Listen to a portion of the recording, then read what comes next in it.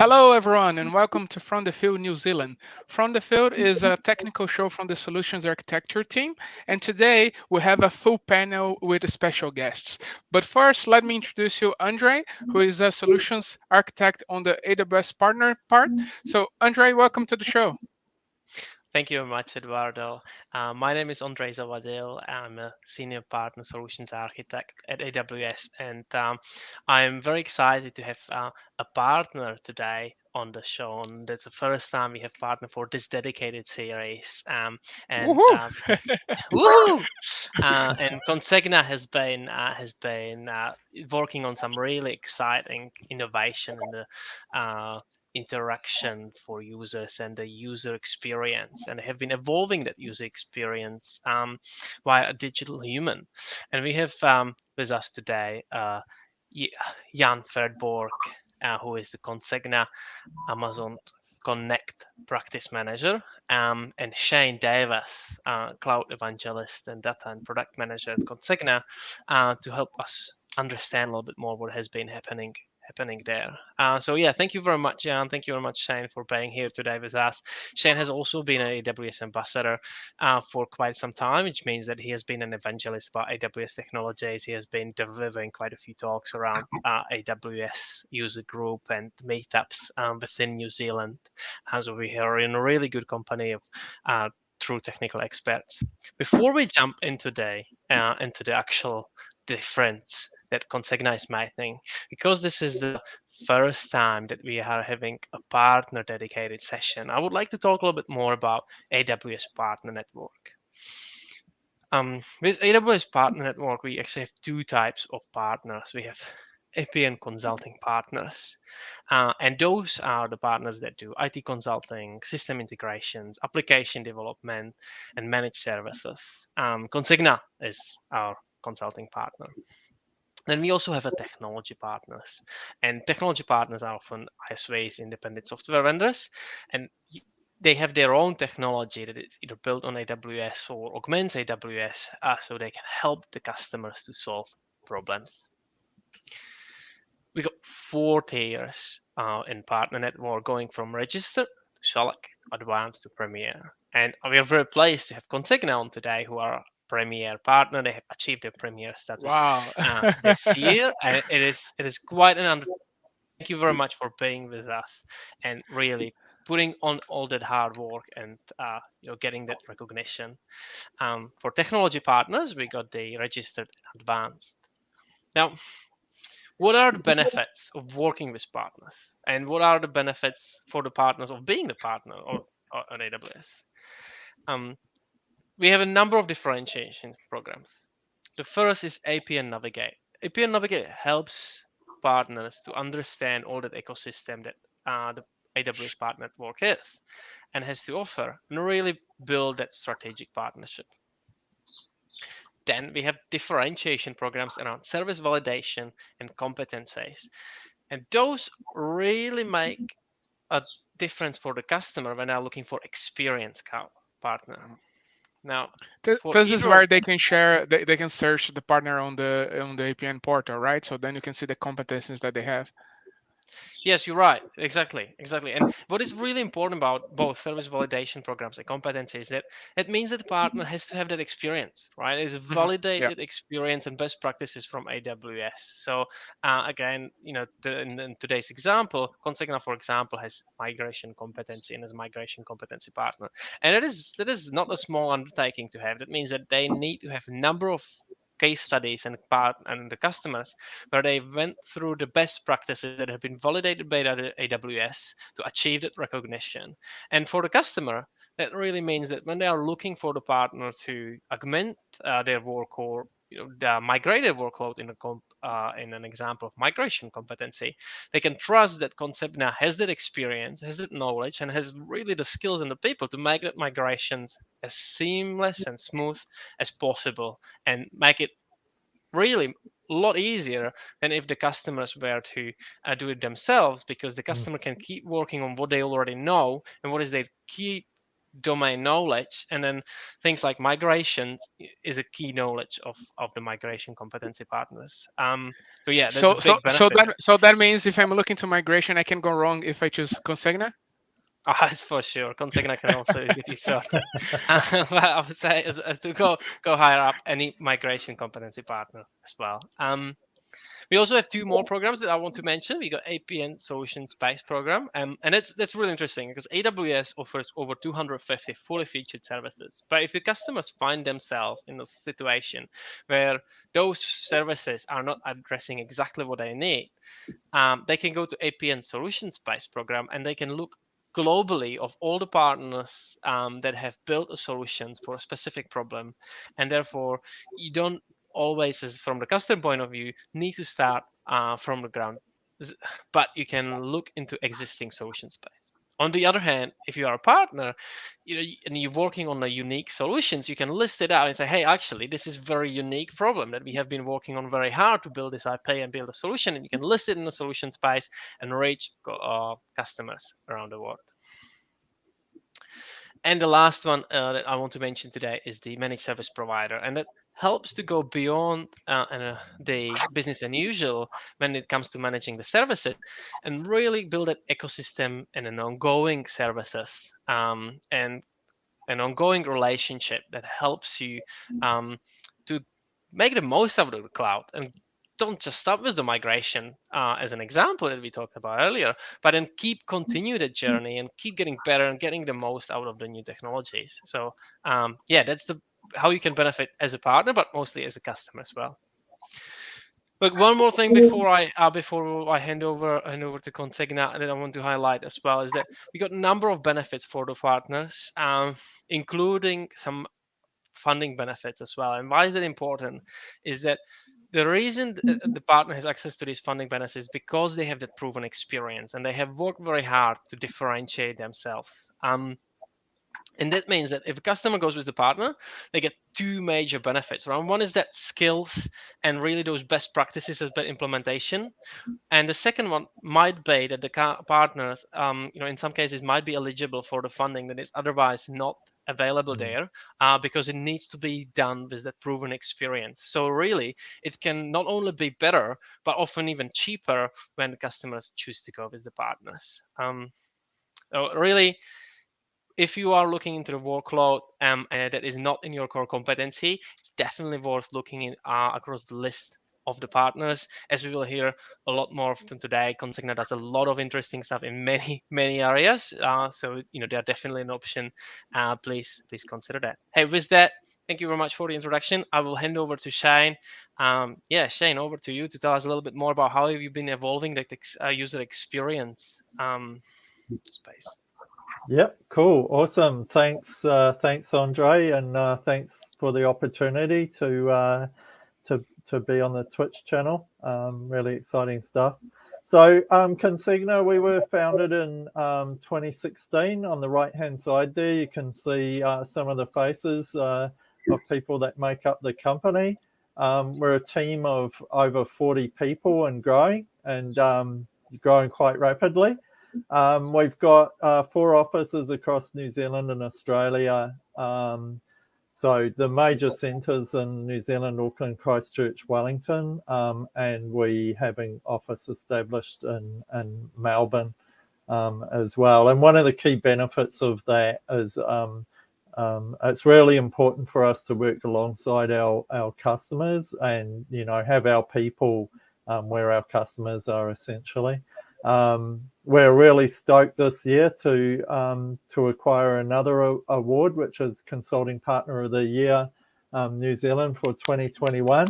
So we've that kind of keeps us motivated, and having feedback from customers to get those validations are really motivating. And I'm pretty sure working with Andre on a daily basis is not a easy task, right? Nah, he's good, man. He's a valuable resource, and that's really a key.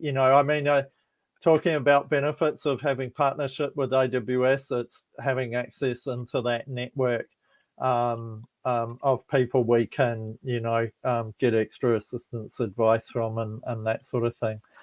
So talking a little bit to the competencies that Andre touched on, we've worked really hard through our journey to get a number of competencies and endorsements. And apart from the benefits that Andre was talking about, I think the other key driver for partners to go for these competencies is it gives you a benchmark that really helps you lift your game. And AWS have a number of programs that really assist with that, including the ambassador program that Andre mentioned. Like networking with people, having a set of standards to accomplish, just lifts your game and just helps you deliver the best sort of outcomes for customers.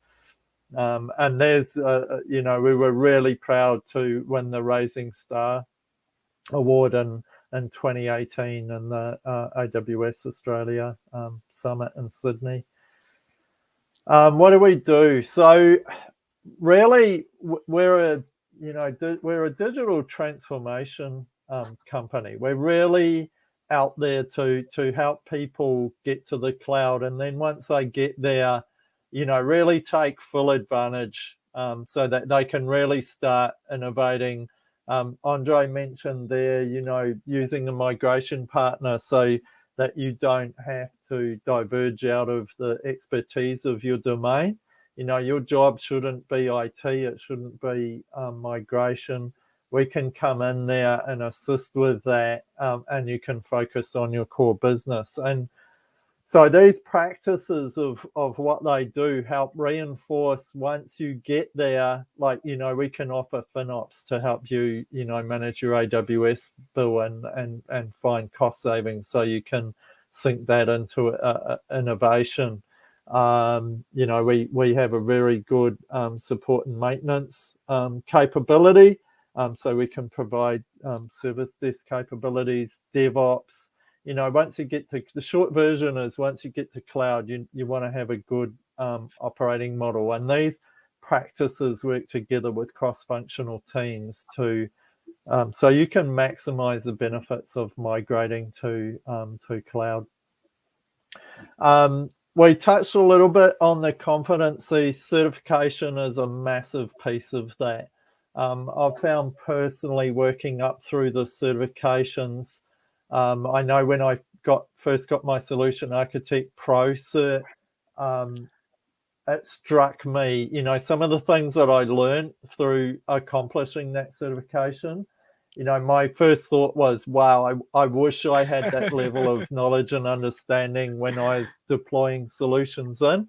It wasn't that I didn't deliver good solutions, but it just highlighted to me that, there were certain aspects that could have been much better, but because you really have a deep understanding of best practice, etc. So in Consegna, we have good incentive programs to encourage people to get the certs, develop themselves. Because what we're aiming for here is to deliver awesome outcomes to customers. Like AWS, Consegna, we're customer obsessed, and we follow a lot of the AWS leadership principles in our business. We're also very proud to be ProServe CheckRide certified as well.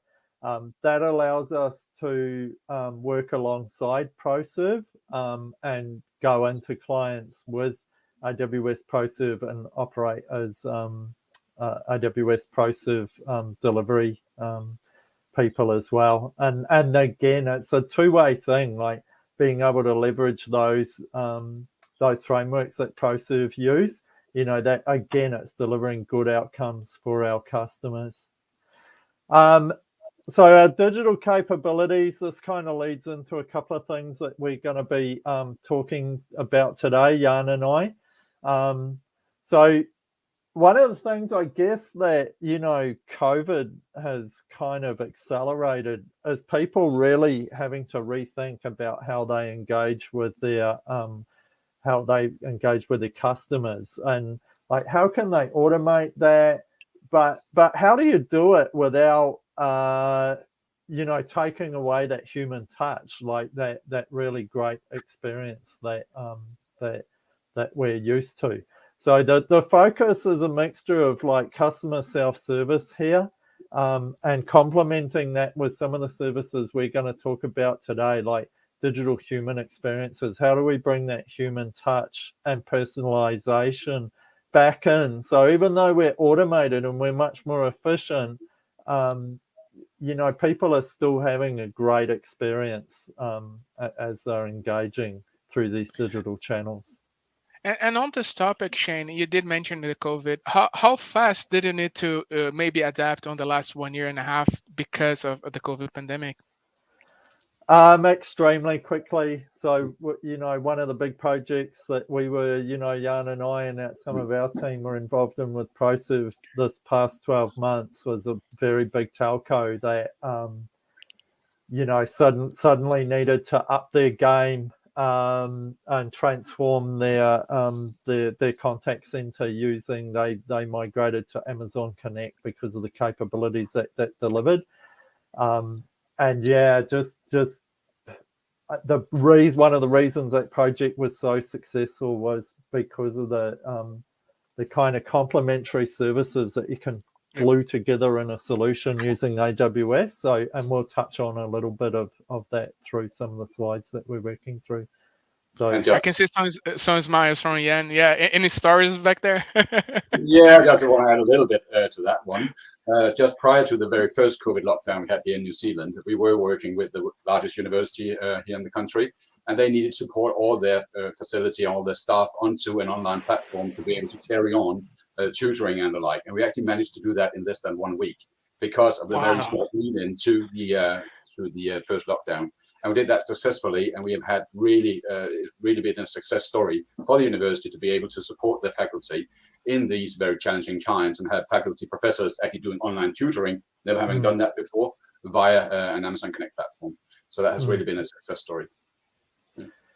Yeah, and people, that's one of the reasons we're growing, like people just can't, they can't get a hold of this stuff quickly enough, and they're really seeing the benefits of it. So on that note, I'll hand over to Jan and just let me know when you want to change slides, Jan, and we'll talk through how Connect's helping people. Definitely. Thank you very much, Shane, and thank you for the nice introductions, Eduardo and Andre. First of all, let's take a look at how the customer experience actually has evolved during the last decades or so. Most of you guys, if you have any sort of contact center today running your company, you might have been at a platform that used to be hardware down in the basement, very specialized technicians needs to be there, and it was not really scalable and did not really grow that fast. So that whenever you want to onboard additional agents or you want to add additional features, it was not an easy task. It typically did require some technical expertise that was not necessarily homegrown within the company. It made it kind of hard trying to keep that going. I do love that picture because that actually kind of simplifies or shows us where we came from. And at the end of this presentation, hopefully you will see that that's not where we are anymore. If I do this, can you please move the slide along? Yeah.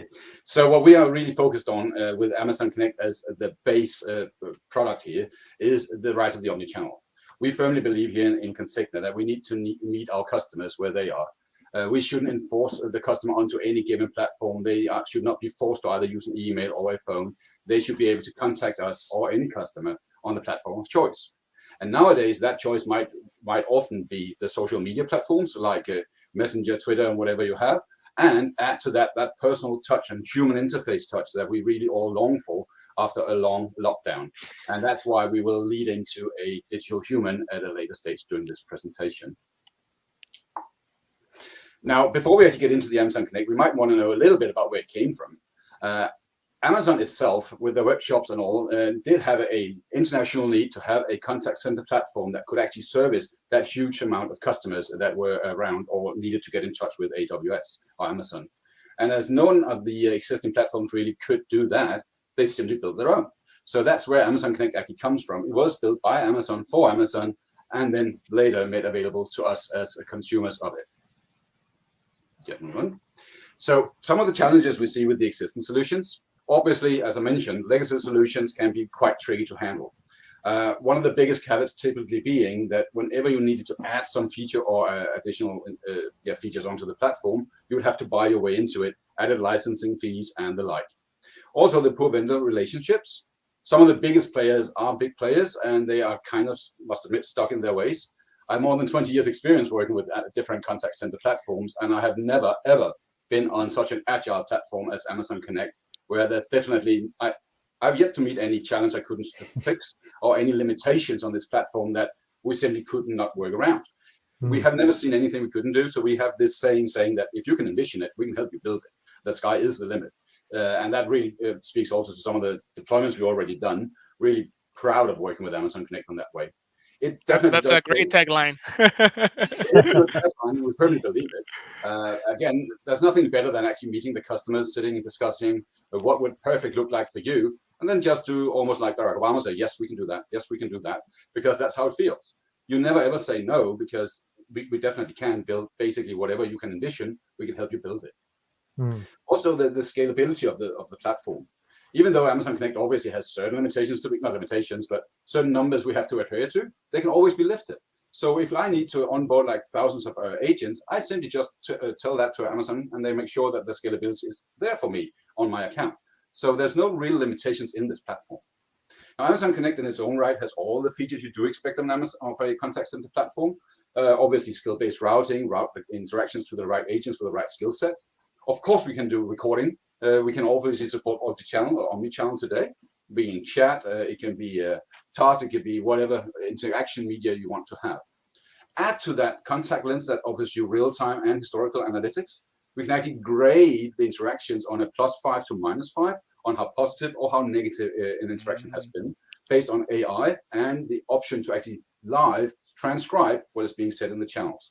Add to that alerting of your managers so they can actually be informed that, hey, I heard some customers say cancel, or I said terminate, or something over here. Beep, beep, beep, beep, make the alarm go off and make the manager directly see, oh, there's something that's not supposed to be like that.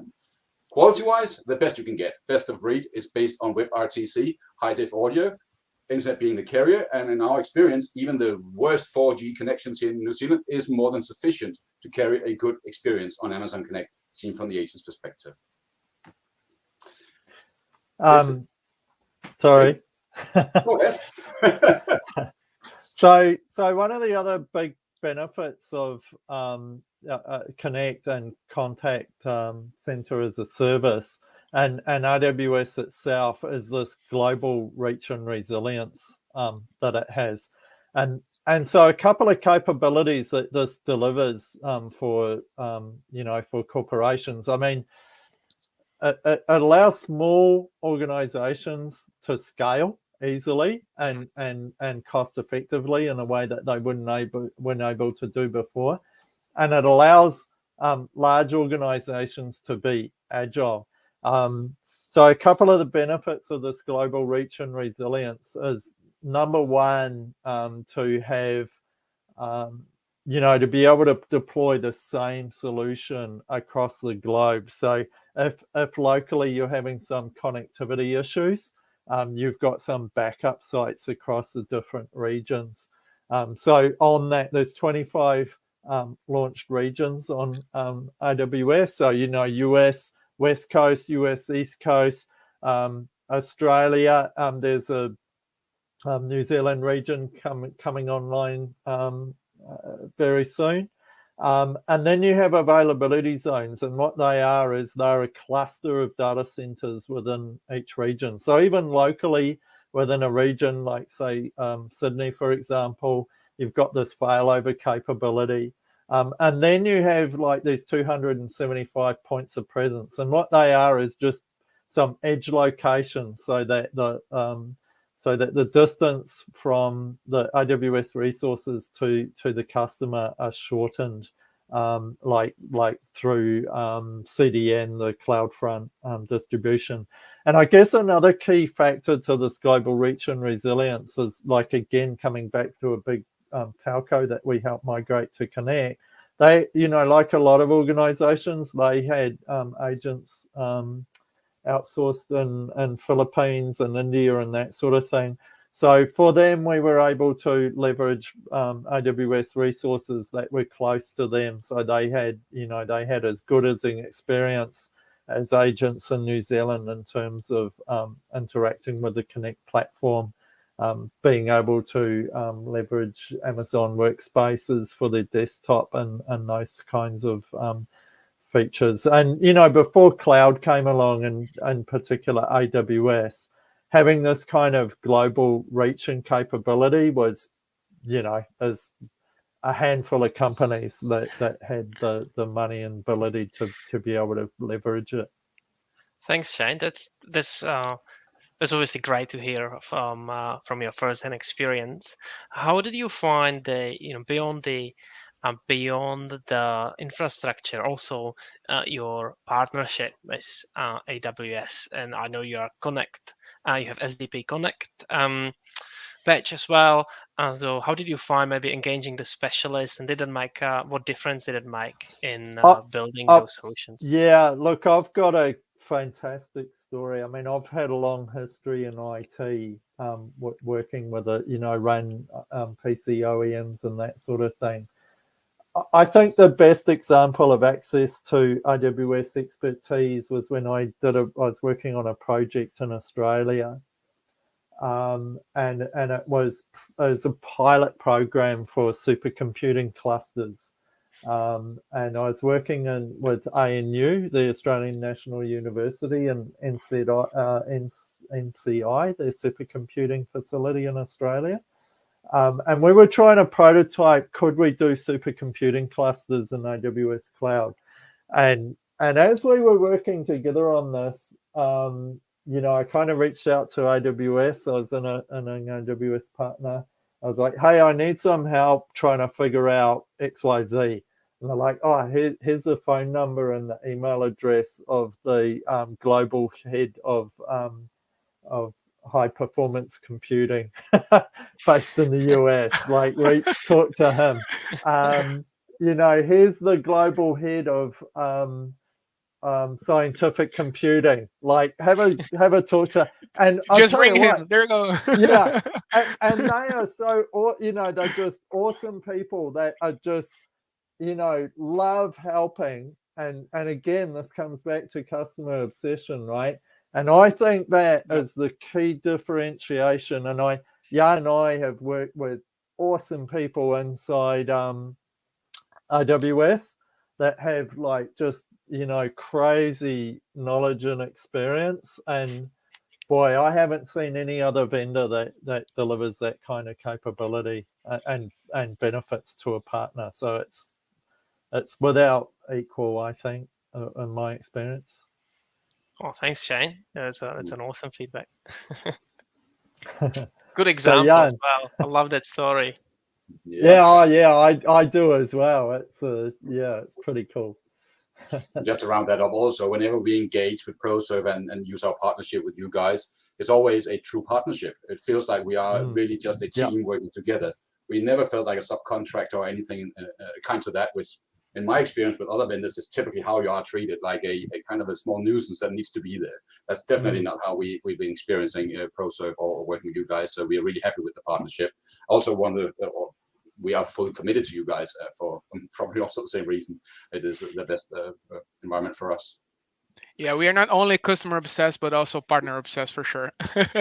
Totally. Yeah. Well, that's part of being customer obsessed, right? You enable partners, and again, we're all working together for a great outcome for customers. So it goes hand in hand.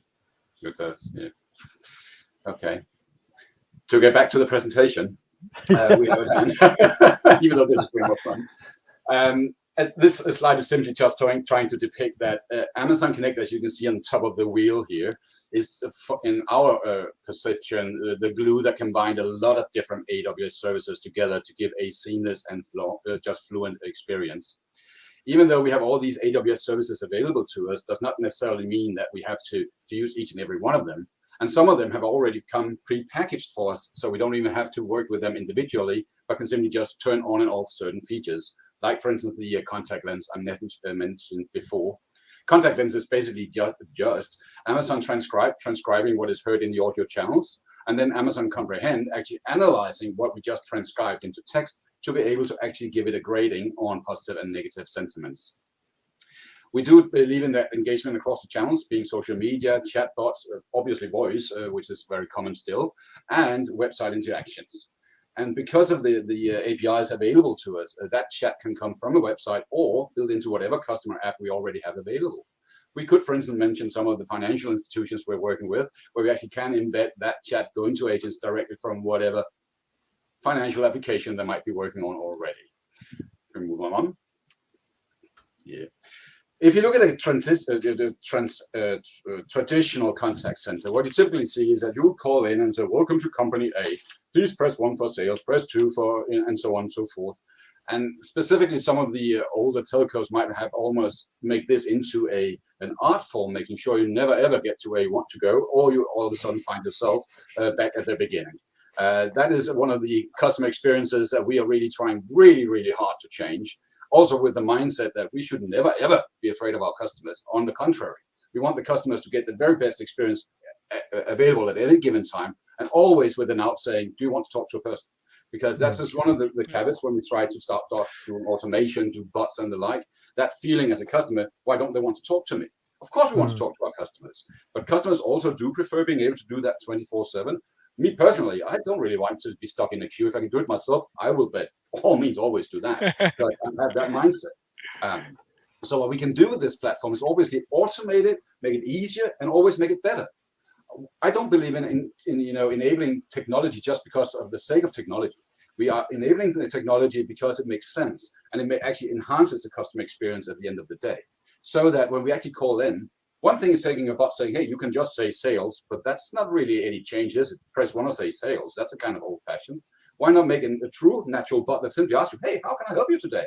And then use ordinary natural language understanding built into the platform, so that you can simply just utter your sentences in the way you normally would, and that interpret what is basically the reason for you calling or contacting us today.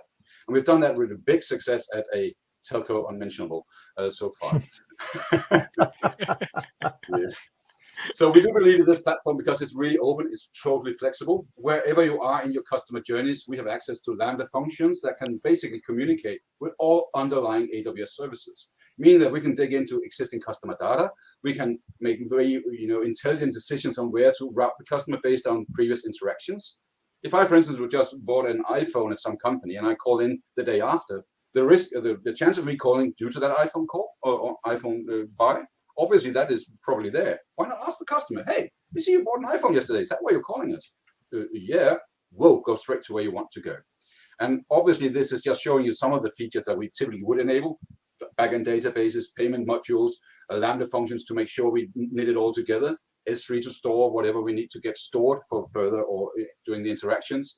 We can use pinpoint to SMS. We have heaps of features available to us. So what this is all about is obviously making sure that the interactions we offer to our customers are really engaging. I would actually like to make my contact center so intelligent that I actually, as a customer, sometimes just because I'm a bit bored, call it in just because, oh, it's a nice experience. That would actually be really, the goal. This is just some of the features that we just recently got access to on Amazon Connect, which just further enhances the platform. And that's one thing you will get to really love about this platform. It keeps evolving. It just keeps getting better and better in a rapid pace that sometimes can blow your mind. But rest assured, we don't change what you have. We just add to it, and you can start adding those building blocks as you see fit. I think a key point on that, Jan, is one of the great things about AWS is, they're looking, the way they build their products out is they're looking for the most common problem that everybody has, and then they deliver a service that addresses that out of the box. So even though you could use the building blocks to put that together yourself, more often than not, Amazon see that a bunch of people are having that problem, and that's they're kind of, again, it's a customer feedback driven development cycle. So most of the services that come online are really relevant and useful and timely for solving real world problems. And one of our Go ahead. Yeah, no, just speaking about releases, we do have reInvent in the end of the month. So yeah, I'm pretty sure folks are excited Yeah. about that. I'm super excited. Um, Yeah, yeah. I also find when we talk about the platform and the comprehension, the evolution,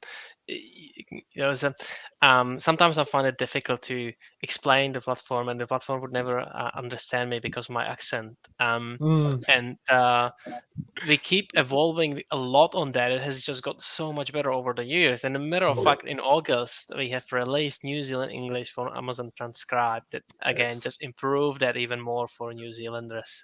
So, And yeah, well thanks. The received. evolution is just really there, what we see from the customers. And very well received by customers and everybody. And she sounds really great. Even talking about accents, I have my Dinglish because I'm Danish originally, and I have really felt how better and better it becomes at understanding me. I don't even have to focus on trying to speak very high in English. I just blabber away, and it does understand me each and every time. My house privately is fully automated using Alexa. Each and every room has speakers all around, and I am doing that, even opening and closing my blinds in the morning, just because I can. Even with a morning Cloud, voice. cloud connected. Yeah, full cloud connected. Now, what you see on your screen here is actually just one quick screen done from that Amazon contact lens analysis utility. What you actually see here is an ordinary call trace record directly built in Amazon Connect. Nothing has been tweaked here. And what you see on your screen is basically the scorecard going up and down. Hopefully, most interactions will end on a high. In the lower part of the screen dump, you can see the actual recording. And you will actually see that you have both the agent recording and the customer recording in each their own channel. Please don't forget to use a stereo headset when you read these recordings back, otherwise you don't only get half the conversation. And what you can't see on the screen is actually the transcription will be just below the recording. And if you actually have some of the transcription being, what's that being said? You just click on that list and it flows directly into the audio channel, so you just listen back. And if you can see that it's colored in red and greenish, it's actually red is where something is probably a little bit negative, and green is, hey, this sounds way better. Again, it's based on the words, not how you intone it. So it's not a matter of trying to be clever using irony and like that is totally lost on the system. So don't do that unless you're testing it out for size. It is actually the text transcribed, not how you said it. Oh, good job might not mean good job, right?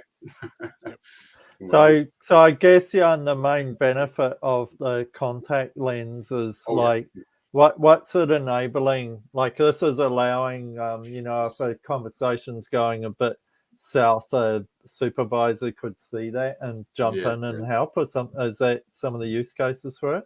That is some of the use cases. Thank you for that lead in, Shane, because this also ties into the new tasks we got access to. We can actually take sentiment analysis and also generate tasks that might actually route to the first manager saying, we had a bad conversation, here's the link to it, we might need to contact this customer again, or whatever you want to use it for. And yes, there are so many options and features available right now. And sometimes it might be a matter of trying to limit yourself and not overwhelm the customer and add it, nice and easily, because there's no need to build the entire castle at once. Let's start with what is needed and then add to it. And our experience with the contact lens, all our customers are running it right now. It's really a solid platform and gives you good insights to what's going on in your contact center, way more than ever before. Awesome. So I guess that leads into this, enhancing the customer experience, right? Absolutely. We want to personalize it. I want to be greeted by name when I contact my companies. If they know me already, why should I have to identify myself really if they can look up my phone number? We can use last agent routing. We do that heavily at the university. They have a lot of international callers, and they do really like a lot that, hey, hello, Jan. Last time you called us, you talked to Shane. He's available right now. If you want to talk to Shane, that's actually what we're doing. It's easy to implement and really makes a huge difference from the customers or callers that, hey, they actually know me, they do care about me, and I can get to the right person the first time. We have actual scheduled callbacks, specifically with international callers, could be like a bit of a challenge. We've done that with success now. So you can actually call in and say, hey, we know that you are in India. So when you schedule a call for 5 p.m. Indian time, we need to make sure is that within our opening hours here on shore in New Zealand. And all that is automated, of course. We also look into SMS pre-calls. Nowadays, specifically young persons, they don't really take calls from numbers they don't know. But if they get a message of some sort, a message, they'll check it out first, right? And then, a call coming in shortly from this number. This is the university calling you. Oh, cool. They'll just always wait for it. That's stuff we can do today. We also do believe in surveys, and surveys should be optional. And why not, if you are already in your self-service environment, why not keep the self-service asking you those questions if you want to? Or get a self-service on your preferred device in the method you prefer to have it. Wallboards and all this stuff to make sure that we have oversight of what's going on in our contact centers is obviously also an option here. The same with playback disclaimers and the like. Specifically in the financial institutions nowadays, there are lawful requirements saying that if you want to give any solid advice, you need to be authorized. You need to be authorized to do so, and the customer needs to be aware that you are right now talking to an authorized person that can actually give you these types of financial advices. And that is actually something we nowadays fully automate for some of the financial institutions we're working with. Sorry for being a bit all of being secretive, but that has No, to be. and it's fantastic that you're providing their customers this experience, right? So it's not Yep, only AWS and Consegna doing a great experience for our customers, but our customers' customers, because they need to understand their business too, right? Yeah. And that is the biggest, one of the biggest benefits of working with this platform, that we can actually dive deep into what the customers or our customers want to do for their customers. And then it's not the art of the impossible. This is really the art of the possible, because everything can be done. It's just a matter of envisioning it. Where's the data? How can we get access to it? And obviously, sometimes that gives us a small technical challenge. We are not afraid of challenges.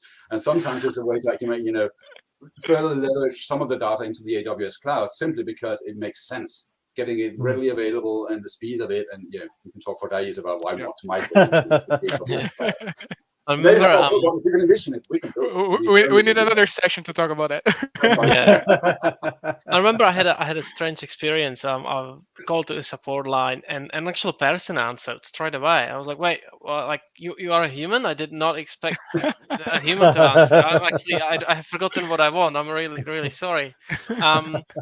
What is some of the feedback from the customers that you have helped to make the switch, that they are actually hearing from their users and from the callers?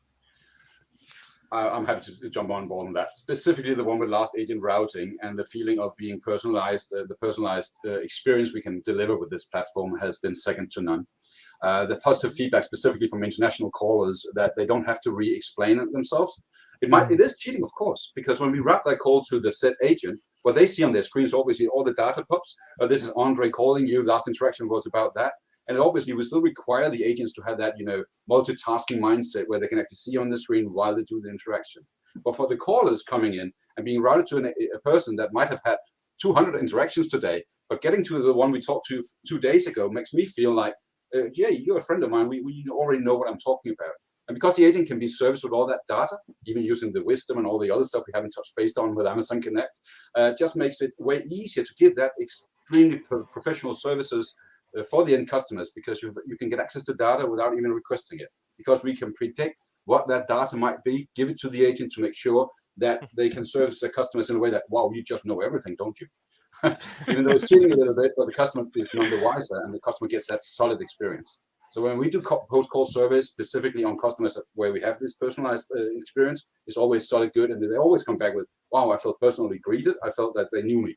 And questions like that is gold for us, I must admit. Okay, so and that was like awesome talking through that. Thanks for going through that. I'll pick up on something that kind of dovetails right into the Amazon Connect solution that we provide, and really talks to this personalization that we were talking about there. So one of the things that started happening through IVR and automation was that customers were actually starting to get a degraded experience, because the kind of the human touch was starting to go missing from that. And as we can see here, research across hundreds of brands shows that the most effective way to maximize customer value is to connect with customers at an emotional level. And there's some really interesting stats on this about how much communication is actually through facial expression and empathy versus, the actual words that are saying. So one of the how this digital human came around was where we sort of posed the question to ourselves: how do we put a personal face to a Connect Center? And the answer was using a digital human kind of giving a digital avatar a brain that we built out on AWS services, and we came up with this product in Teso, the digital human. So the ways that digital humans drive customer engagement is, number one, they're empathetic. So they express themselves like real humans do, communicating in realistic voices and facial expressions. And it's important to understand that what's made this possible is the back-end services like Lex and Polly. So Polly's the voice that you hear, and as Andre mentioned recently, there was a New Zealand Polly voice provided, so you can hear a Kiwi accent and hear Te Reo Maori pronounced the right way. And Lex is the ability to turn text into turn speech into text, so that it can then be processed and figure out what's this person saying to us. Digital humans are always available. So in this world where everybody's got used to things being on demand, and not having rely on resources following the sun and that sort of thing, you can improve the customer experience by complementing your real human people with digital humans and improving that experience people have. Digital humans don't have judgment, so they don't have a bad day, they don't have a good day. They have a consistent professional demeanor all the time. And one of the powerful things about digital humans, and particularly servicing self-serve portals and that sort of thing, like getting something underway quickly in the middle of the night, is that they can back in again through the AWS services, are back ending into data sources like CRMs and other sources of information. So not only can they kind of understand why are you talking to them, what are you trying to do, they can trigger off actions as well, so that using these data sources, they can fulfill orders. One example we give of this is where somebody's at the airport, they realize that they've lost their laptop. They talk to Tess, our digital human, and they go, wow, I've lost my notebook. And Tess goes, hey, I saw you had a MacBook Pro. I can see that you're staying at the Bolton in Wellington. I can have that sent to you tomorrow. So this is kind of the power of digital humans, and it improves the quality of interactions that our real service agents and people working in our organization are having, because the digital human can do the tedious, boring stuff, and the real humans can do the more interesting, fun kind of stuff. So some of the other benefits of digital humans is they're scalable. And this is one of the things that Amazon Connect delivers as well, is through a lot of automation and providing a lot of self-serve. Again, it's taking the pressure off your staff, and they're having better quality experiences. Digital humans are trainable. So much like creating Amazon Connect contact flows, where you go, if the person's asking about this is what the customer journey looks like. We can build those same sort of interaction models with the digital human, and you do it once, and it works across your fleet of digital humans. We touched on this point of availability. They're available anywhere, 24/7. And you can interface through various ways, through web, through mobile, and also we can give a seamless experience. You could start with chat, move to digital human, want to talk to a service agent, and because in the background it's listening and collecting all the information about that interaction, you don't get to a human agent and then they have to ask you all those questions over again. That information is there. And and I touched on this point as well. Digital humans never have a bad day or a bad attitude. They give consistent answers to your customers. So, so kind of having a look at how does this thing actually work. So we interface with the digital human through desktop, mobile, notebook, a kiosk, etc. And there's two kind of core technologies that are at play with digital humans. So the avatar itself, this is an image of Tess here, this young woman, and they're very customizable. You can make them fit your brand. That avatar is provided by a company called Unique that Consegna and AWS we both partner very closely with. So that's providing that visual facade and that very human kind of experience of it's empathetic, it gives you expressions, etc. And then in the back end, it's powered by Poly, by Connect, and Amazon Lex. So tying all that, like what we're providing, the platform that Consigna have built on the Intesso platform is giving the avatar a brain, and a brain that can reach into like CRM systems, back of house sources of information, so that not only can we understand why is this person talking to us, we can start fulfilling some of their requests as well. And we can do things like sentiment analysis that Jan touched on with that Connect contact lens. We can see, is this interaction going well? Is it going bad? Is the person in distress? So one of the use cases with digital humans is checking in on people that might be self-isolating, and making, you can do a check-in each day to see how they're going. And we can use sentiment analysis to determine, and they in a good frame of mind, are they having some, challenges, and do we need to put a human resource in contact with them? And then on the back end, we can do data and analysis on the type of interactions, and we can do some iterative improvements.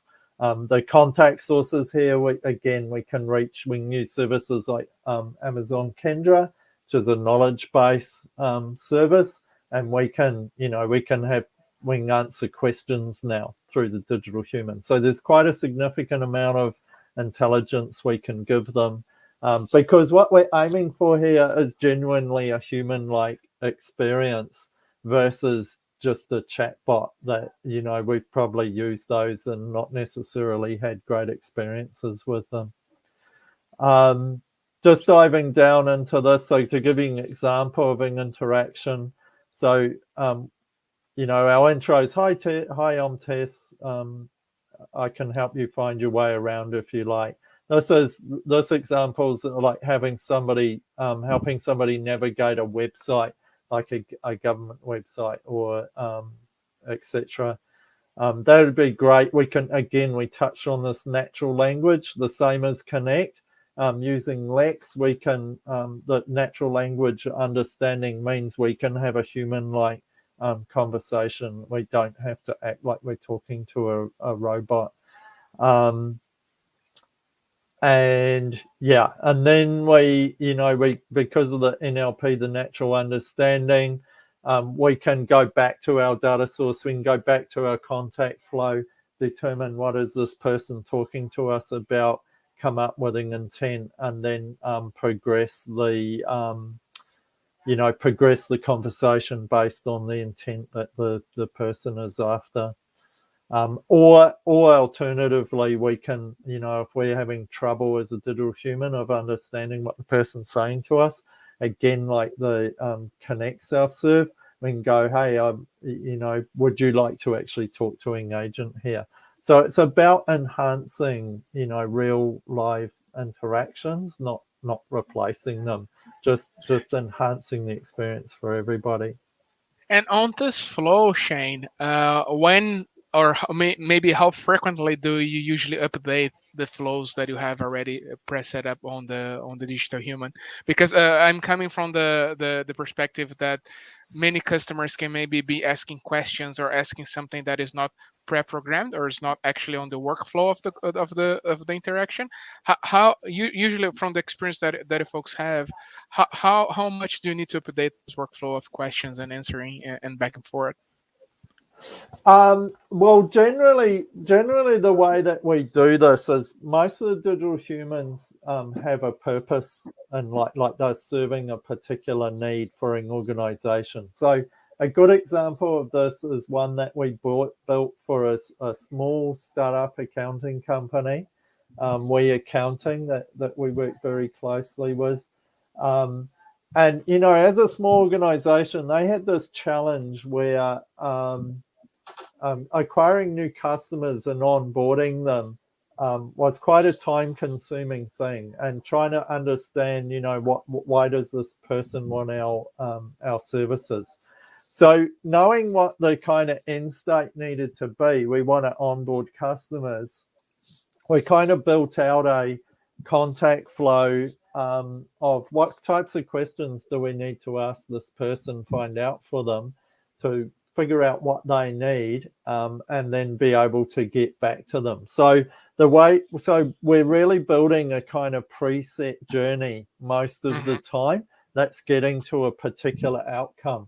And then the other thing that we can do is in that journey, if people start diverging off it, there's a CX design where you get them back on topic again. So that helps. And then also we can do data and analysis in the background to understand how well are we hitting the mark here on this conversation? Like, are people getting lost here? Do we need to improve this? So we can do things like analyze missed utterances and improve the interaction by capturing those and iteratively improving that flow. And it's a feature by feature thing. So we might start off with that onboarding, and then we might give it some more skills and capabilities. And right up front, it's like, how can I help you? And the digital human knows, somebody says, I need, whatever it is they're after. And the digital human will know pretty straight away whether it can help service that.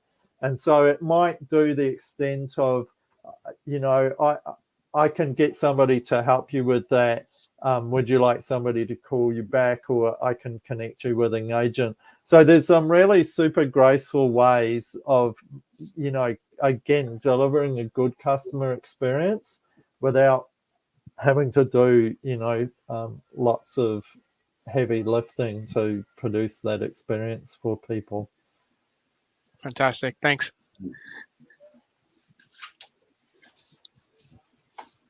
And so then, and here's a demo of a typical interaction using a digital human. Digital humans can do so many things. I'll show you a few abilities I have, from assistance with customer sign-ups, displaying rich media videos, to contextual Q&A right on your website, helping sell products and services. I can even help connect customers to a real human within seconds if they get stuck. I can display and help fill out sign-up forms like this one. Lots of field types are possible, and every form is automatically saved, letting you capture and complete sign-ups for follow-up later. I can also show customers videos, pictures and other embeddable content. There are so many possibilities. If your customer gets stuck, you can automatically connect them to a real person. They're just a phone call away. Now being transferred to the Digital Human Contact Center. Please hold while I locate an agent. I can help with product and service information right on the page, pulling up contextual information when customers need it. I'm excellent at bringing a human face to your brand, and I'm always available 24/7. My friends at Consegna and Unique can help you get started. Chat with them today. Fantastic. Thanks for the demo, Shane. That was amazing. I learned a lot today. To be fair, I didn't even imagine that a Connect could do as much as you told me today. Jan, thank you so much. And to close the chats today, any tips or tricks for the customers or any last messages that you folks would like to share? I would like to share that never think that you are being limited by your contact center platform. If you have any desire to enhance your customer experience, we would love to talk to you. We have heaps of good ideas, and whatever idea you will come to bring to the table, we can definitely help you realize whatever you might have as a vision for how your customers should experience your company. Yeah, I think my tip would complement that somewhat, in that one of the things we really encourage our customers to do, and AWS does as well, is work backwards from your customer. One of the reason I say that is, as technologists, very often you fall into that trap of thinking about a technical solution and not necessarily the customer problem you're trying to solve. The thing with AWS is it has so much capability. There's so many building blocks. There's so many crazy things that you can do with it that you couldn't even imagine with traditional sort of infrastructure and applications. That one of the reasons it's much better to work backwards from the customer is because you can. This is how Digital Human came about. I was like, how could we put a digital face to a self-serve customer thing? So we started from the PRFQ. What would this product look like if we were to release it tomorrow? And there were no limits on technology of how we could deliver it. And we're like, well, as an experience, as a customer, I would want to interact with a digital human as if that was a real person. I'd want it to understand me. I'd want it to 1 a.m. It could, fulfill my request, sort of thing. And working backwards from there, then we went, okay, what's in the toolkit that can deliver that capability? And we were able to, using AWS, and again, this was probably near impossible before cloud, right? We actually prototyped and built the first version of TESS in 2 sprints. That's Wow. like 4 weeks. That is Right? impressive. We went from having an idea to having it actually work. And it's having that on-demand serverless capabilities like Lambda, API gateway, Lex, having the serverless stuff where we didn't need to build servers, we didn't have to water and feed them. It was low cost because we could try it out Yeah. and only pay for what we use. This is the power and capability that AWS brings to companies and gives them this ability to experiment and play and innovate and come up with solutions they wouldn't have even imagined were possible. And that's the great thing about working backwards from a customer. You imagine the solution and then you figure out how do we You figured deliver that that. out. Yeah. That's excellent, Shane. Thank you so much for that. But also is the power of Consegna, right? From a cross-functional team that we are capable to deliver this customer experience to our customers, which is beautiful. And yeah, thank you, Jan. Thank you, Shane, for today. That was a great session. Andre, excellent special guest today. So any last words, friend? Yeah, well, I would like to extend the thank you to Jan and Chen one more time as well. And it has been really eye-opening to see the art of possible of the partnerships. Really, we have heard multiple partnerships and just the idea. So that's summarizing coming from Chen. That just go and build the idea that you have. I think that is really empowering. Thank you for coming to the show and explaining us how can we push the art of possible. And most of all, Eduardo, big thank you to you for having us as well, giving us a chance to talk about some of the cool things that are happening around New Zealand. So we will be looking forward to be back. Absolutely. Yeah. Looking forward to a future show with you folks. And thank you so much for being here and see you next time. Bye.